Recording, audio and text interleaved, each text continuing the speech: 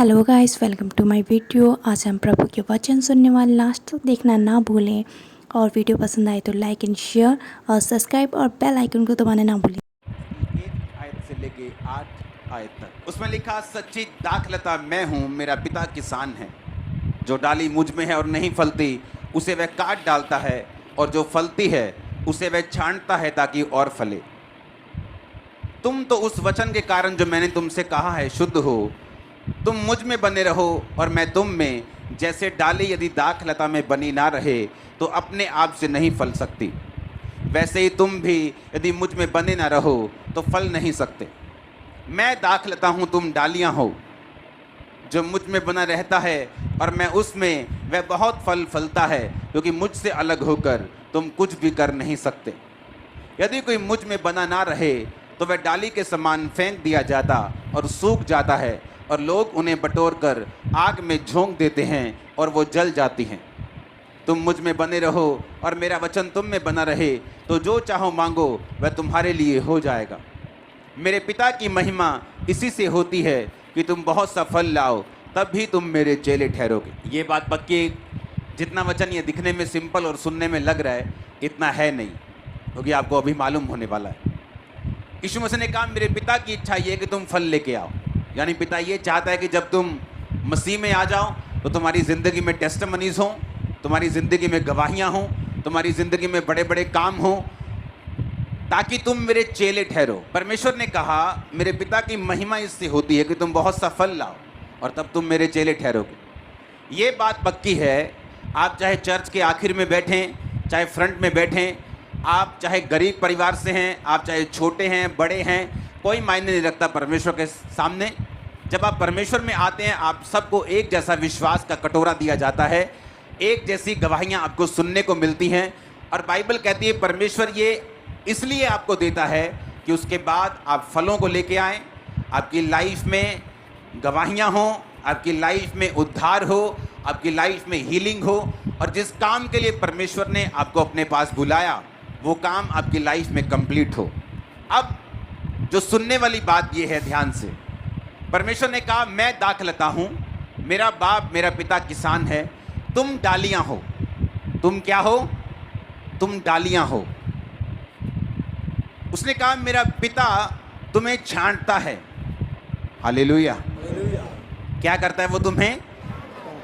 दूसरी आयत में लिखा, जो डाली मुझ में है और नहीं फलती उसे वो काट डालता है, और जो फलती है उसे वो छांटता है ताकि वो और फले। एक 1.5 मिनट की वीडियो है जिसमें आपको ये नज़र आएगा कि जब एक किसान दाखलता को, अंगूरों की बेल को ज़्यादा फलदार करना चाहता है तो उसे वो बेल छांटनी पड़ती है। अगर वो नहीं छांटेगा और वो ग्रो होती जाएगी, वो बेल कभी भी फल नहीं लेके आएगी, और अंगूर जो हैं उनमें बीमारी लग जाएगी। वो 1.5 मिनट की वीडियो देखो, 1 सेकंड। मैं पॉल एडल हूँ, आरएचएस गुन वेस्ले के लिए टीम लीडर। मैं आज आपको बाहरी लताओं की मौसमी छंटाई पर कुछ सुझाव देने जा रहा हूँ। बहुत से लोग उन्हें अपने बगीचों में उगाते हैं, पेरगोला या ओवर आकर्स पर बढ़िया, जैसे कि हमारे यहाँ वेस्ली में है। वे वर्ष के इस समय में और अच्छी गुणवत्ता वाले अंगूर प्राप्त करने और उन्हें रोग मुक्त रखने के लिए वहाँ वृद्धि करते हैं। हमें यह सुनिश्चित करने की आवश्यकता है कि हम कुछ युक्तियों के साथ छंटाई करते हुए थोड़े मौसमी के शीर्ष पर हैं। हम ये देखने जा रहे हैं कि आपको क्या करने की आवश्यकता है आपको वो अच्छा फल वर्ष के अंत में दें। तो यह मध्य जून है। अंगूरों में पहले से ही कुछ वृद्धि हुई है और हमने कुछ शुरुआती छंटाई की है जहां हमें अंगूरों की ताकत को नियंत्रित करना है।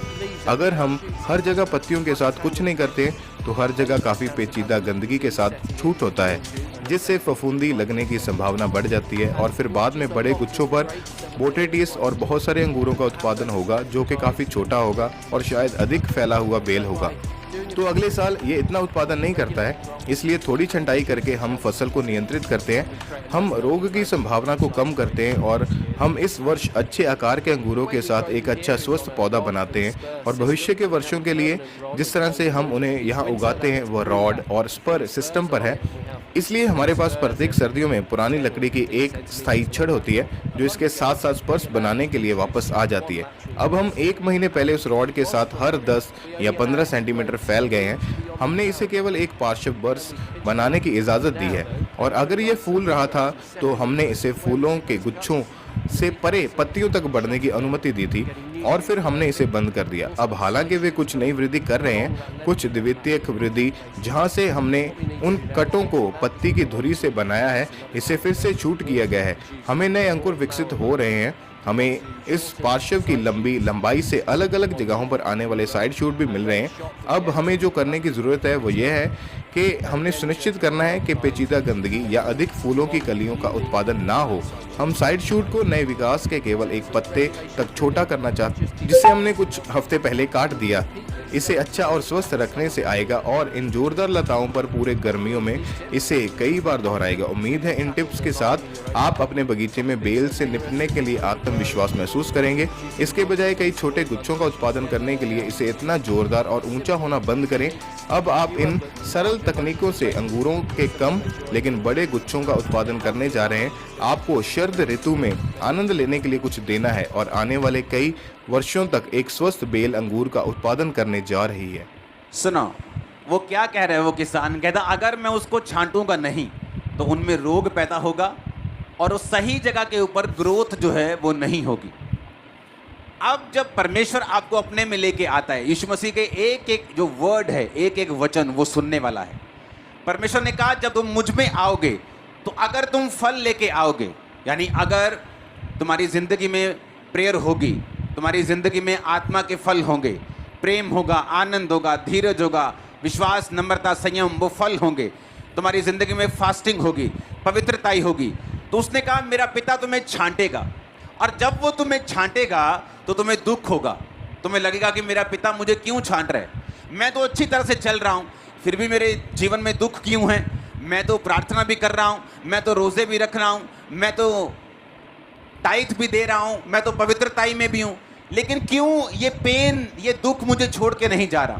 क्योंकि परमेश्वर आपके प्रेजेंट को नहीं देख रहा, वो आपके फ्यूचर को देख रहा है। उसे दिख रहा है कि आप आने वाले समय में बहुत ज़बरदस्त रीति के साथ फल लेके आने वाले हैं, उसे ये दिख रहा है। लेकिन अगर आप फ्यूचर में फल चाहते हैं, अगर आप इस किसान की वीडियो आप इंटरनेट पे सर्च करना कि जब एक डाली को वो चाहता है कि बहुत सा फल लेके आए, तो वो कहता है मुझे छांटना पड़ता है ताकि वो नियंत्रण में रहे और जो फल आए वो पूरा आए। अब परमेश्वर ने कहा अगर तुम मेरी डालियां हो और मैं तुम्हारी दाखलता हूं, मैं अंगूरों की वेल हूं, तुम मेरी डालियां हो, तो मेरा पिता जब तुम फल लेके आओगे, जब तुम अच्छा काम करोगे, जब तुम परमेश्वर में चलोगे, वो तुम्हें छांटेगा, वो तुम्हारी छंटाई करेगा। और छंटाई किसी भी विश्वासी को पसंद नहीं है। जब परमेश्वर आपकी छंटाई करता है, दाऊद की छंटाई की गई, यूसुफ की छंटाई की गई, जब उसे गड्ढे में डालकर बेच दिया गया, उसे लगता था परमेश्वर ने मुझे छोड़ दिया, लेकिन परमेश्वर ने उसे छोड़ा नहीं था, ये उसकी छंटाई का टाइम आ चुका था। क्योंकि परमेश्वर ये चाहते थे कि आने वाले समय में ये बहुत सा फल लेके आए। आपको ये दिमाग में रखना है। अगर आप ये दिमाग में नहीं रखेंगे तो शैतान आपका फायदा उठाएगा। दिमाग में रखना है कि परमेश्वर का वचन क्या कहता है कि मैं बहुत सा फल लेके आऊं, बहुत सा। अपने आंखों को बंद करके अपने दिल में बोलो, परमेश्वर मुझसे ये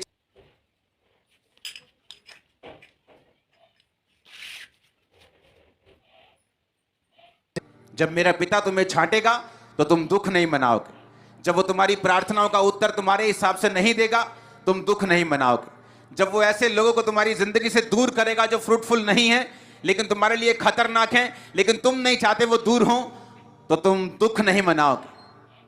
तुम छंटनी में परमेश्वर का साथ दोगे, क्योंकि यीशु मसीह के नाम में मैं आपको फल लाता हुआ देख रहा हूं। आप मेरी बातों को समझ रहे कि नहीं? परमेश्वर ने कहा ये दिमाग में वचन रखना है कि परमेश्वर ने कहा कि मेरा पिता ये चाहता है, मेरा पिता जब तुम्हें छांटता है तो उसके दिमाग में ये है कि तुम बहुत सफल लेके आओ।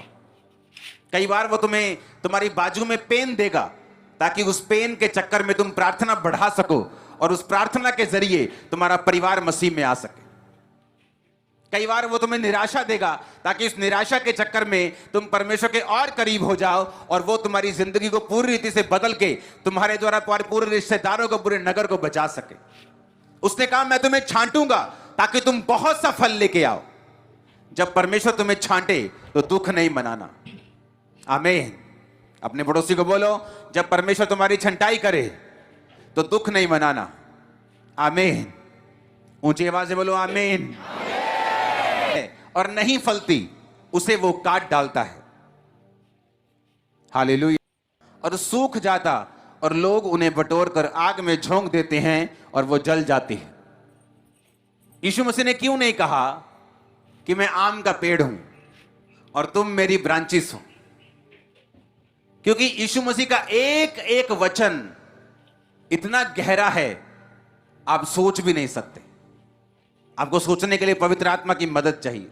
उसने क्यों नहीं कहा कि मैं किक्कर हूं, तुम मेरी टालियां हो, मैं अमरूद हूं, मैं आम हूं, मैं लीची हूं और तुम मेरी टाहनियां हो, तुम मुझ में बने रहोगे तो बहुत सारी लीची लेके आओगे, बहुत सारा फ्रूट लेके आओगे। उसने अंगूरों की बेल की बात ही क्यों की? अंगूरों की बेल की अगर आप फोटोज को देखें तो जितना भी अंगूर लगा हुआ है, देखो बेलों के ऊपर, उन टहनियों के ऊपर जो मेरे पास भी यहां पे मौजूद हैं, ये अंगूरों की टहनियां हैं। ये क्या है? अंगूरों की बेल है। ये देखो कुछ कुछ पे अंगूर भी लगे, ये अभी छोटे हैं अंगूर, दिखाओ। हाँ, यीशु मसीह ने कहा मैं अंगूर का पेड़ हूं, उसकी मेन शाख हूं, तुम मेरी क्या हो? ब्रांचेस हो। क्यों यीशु मसीह ने नहीं कहा मैं आम का पेड़ हूं और तुम मेरी टहनियां हो? इसका रीजन है, अंगूर का जो पेड़ है उसकी जो टहनियां हैं, ये देखो फल लेके आए हैं और देखो ये टहनी पकी हुई है, बिल्कुल दिखाओ जूम करके, बिल्कुल पकी हुई डाली है। यीशु मसीह ने कहा कि तुम ब्रांचेस हो, मैं अंगूरों की बेल हूं। अगर तुम मुझ में बने ना रहो तो काट दिए जाओगे, सूख जाओगे और जला दिए जाओगे। अगर आम का पेड़ सूख जाए, उसकी बड़ी बड़ी ब्रांचेस होती हैं, लोग उन्हें काट के प्याले बना लेते हैं, क्रॉस बना लेंगे, चलो चर्च लेके चलेंगे। आम का पेड़ सूख जाए, चलो इसका फर्नीचर बना लेते हैं, चलो इसका कोई काम। कहा अगर डाली अंगूरों की सूख जाए तो वो किसी भी काम की नहीं बल्कि जला दी जाएगी। सुनो मेरी बात ध्यान से। इस वचन को कंप्लीट कैसे करना है? इस वचन को कंप्लीट करता है मत्ती 5:13। जीसस ने कहा तुम पृथ्वी के नमक हो। अगर नमक का स्वाद बिगड़ जाए तो फिर वो किस वस्तु से नमकीन किया जाएगा? फिर वो किसी काम का नहीं कि बाहर फेंका जाए और मनुष्यों के पैरों के नीचे रौंदा जाए। परमेश्वर ने कहा तुम पृथ्वी का क्या हो? नमक हो। उसने ये नहीं कहा तुम एक शानदार कुर्ता हो, तुम एक शानदार कमीज हो, तुम एक शानदार कपड़ा हो। क्योंकि अगर एक शानदार कपड़ा तन पे नहीं रहता तो मम्मी काट कर उसकी छोटी बहन की फ्रॉक बना देती जब वो फट जाए। जो लोगों के पास ज्यादा पैसा नहीं होता उनको मालूम है कैसे बनाती हैं। पर्दे की फ्रॉक बना देते, पर्दा फट गया उसकी फ्रॉक, अच्छा फ्रॉक भी फट गई, उसका पोचा भी चला गया, उसके बाद भी वो काम आता रहता कपड़ा। लेकिन परमेश्वर ने कहा तुम कपड़ा नहीं हो, तुम नमक हो। कहता अगर नमक खराब हो गया तो फिर